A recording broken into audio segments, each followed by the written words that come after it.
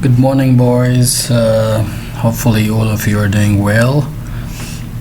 We were supposed to take this lesson or start up this lesson in the previous week, and we already started it. A new chapter 8, plants. And now I'm making this video to make it more easier, and hopefully it helps in understanding things much better. So we're starting with lesson 1, energy processing in plants. If we recall your previous information about xylem and phloem, what kind of tissues were they? Vascular tissues, yes. So these vascular tissues that are found in most plants were responsible for transporting materials throughout a plant. As we know that after water enters a plant, it moves into the xylem, right, and then water then flows into xylem to all parts of the plant. Without enough water, you know that the plant is going to just wilt out, or the cells are going to die out. So you know that most plants make their own food, a liquid, which is sugar, and then this sugar moves out of food, making cells. It enters the phloem and it passes to the all plant cells, and the cells break down the sugar and release energy. So all of these things, how this happens, we're going to take out in this lesson. We're going to read about it. Let's first talk about photosynthesis. As you know, plants need food, but they cannot eat as people do. So they make their own food, and leaves are the major food producing organs of plants. This means that leaves are the site of photosynthesis, or they are, photosynthesis is a series of chemical reaction that converts light energy, water and carbon dioxide, into food energy, molecule glucose, and gives off oxygen. Now the structure of leaf is well suited to its role in photosynthesis. If you see here the leaves, you have leaves are many types of cells, right? The cells that make up the top and bottom layers of leaf are actually flat. They're irregularly shaped cells called epidermal. Okay, so you can see here epidermal cells. On the bottom epidermal layer of most leaves are small openings called the stomata. Okay, carbon dioxide, water vapor, and oxygen pass through stomata. Then you have the epidermal cells.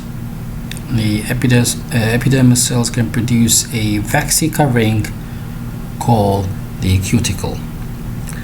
Now, most photosynthesis occur in two types of mesophyll. Okay. Now, cells inside the leaf, the cells contain chloroplast, as we know, the organelle where photosynthesis occur. Actually, photosynthesis actually is like capturing the light. So near the top of surface of the leaf are the palisade mesophyll cells. Here you can see them, right? Now these cells contain chloroplasts. Okay, the organelle where photosynthesis. Now they are packed together here. And this arrangement actually exposes the most cells to light. Then you see here and it's actually spongy. These cells, okay, they have open spaces between them, and gas needed for photosynthesis flow through the space between the cells. Okay, these were the structures of leaves, how leaves and the relationship with photosynthesis. Then you have here capturing light energy. As we know that the step of photosynthesis includes taking sunlight, using carbon dioxide and water, and then releasing out the products. Now, this figure, we try to understand this process. And the first step is, photosynthesis. Plants capture the energy from the sun in the form of light. Now, this occurs, remember, in chloroplasts. Then the chloroplast contains plant pigments. If you remember, pigments were chemicals that can actually absorb and reflect light. So chlorophyll, the most common plant pigment, is necessary for photosynthesis. Most plants appear green because of chlorophyll. Now chlorophyll absorbs other colors of light.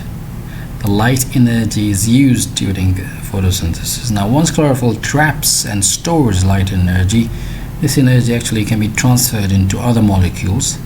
Now during photosynthesis, water molecules are split apart, and this actually releases oxygen into the atmosphere, as you can see here, splitting apart. Okay, so you have here the reactants, and you got the product with the help of light. So this is actually how photosynthesis work. Now, coming to photosynthesis, if you see why actually photosynthesis is important, or making sugars. As we know, sugars are made in the second step of photosynthesis, right? You have here the second step. Now the second step, this occurs without light. In chloroplast, carbon dioxide from the air is converted into sugars by using the energy that is stored and trapped by chlorophyll. So carbon dioxide actually combines with hydrogen atoms from the splitting of water molecule and forms the sugar molecules. Here you have the sugar molecules. Plants can use the sugar as energy source, or it can store it. Potatoes and carrots, for example, they are plant structures where excess sugar is stored. Now photosynthesis is important. Why? Because think about a world without plants. Humans and animals, and no oxygen there, right? Plants, not just oxygen, but help maintains the atmosphere by providing that oxygen. So that's why photosynthesis is very important. Now coming to cellular respiration. Now every organism requires energy to survive. This is a basic unit of life. Energy is required to survive. Now energy in the chemical bonds here in food molecule, and this process, energy, as you know, is the chemical bond and food molecule, the source of energy. Now a process called cellular respiration releases energy. So cellular respiration is a series of chemical reactions or reactants that convert the energy in food molecules into a usable form of energy called the ATP.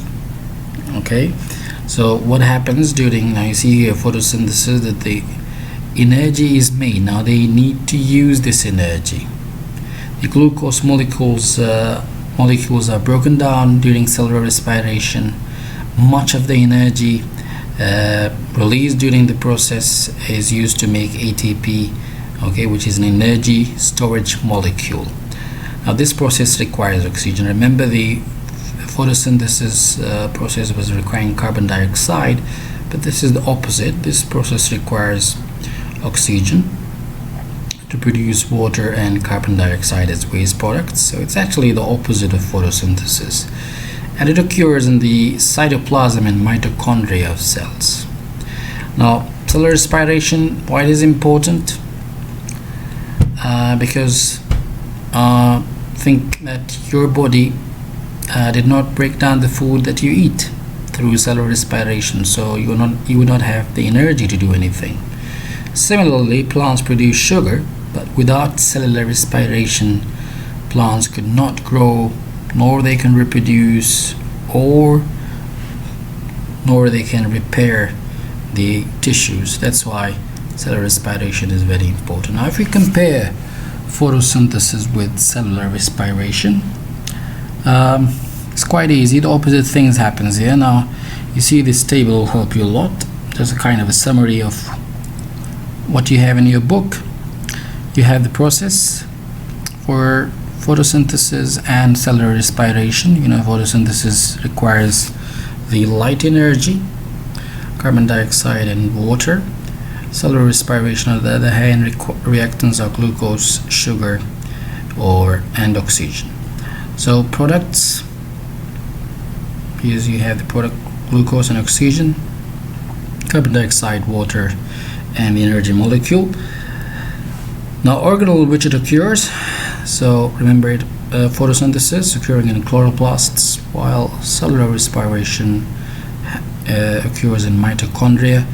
The type of organism, photosynthetic organism including plants and algae, while cellular respiration happens in type of organisms such as plants and animals.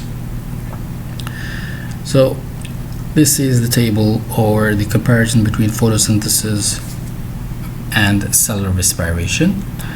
Thank you for watching. Please remember to solve the lesson review and attach the homework and send it on the Pioneer.